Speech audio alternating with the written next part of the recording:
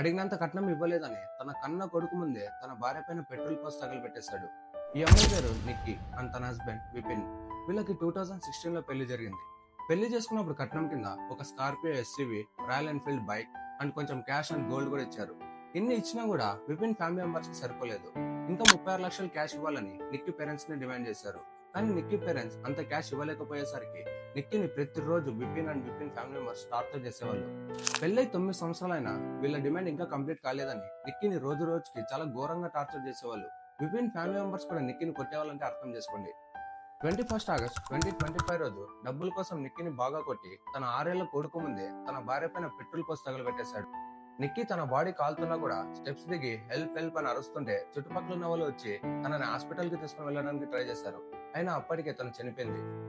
ఇక్కడ ఒక విషయం ఏంటి అంటే నిక్కీ ఈ విషయాలన్నీ తన పేరెంట్స్ కి చెప్పింది. నన్ను టార్చర్ చేస్తున్నారు, కొడుతున్నారు, డబ్బులు ఇవ్వమని డిమాండ్ చేస్తున్నారని.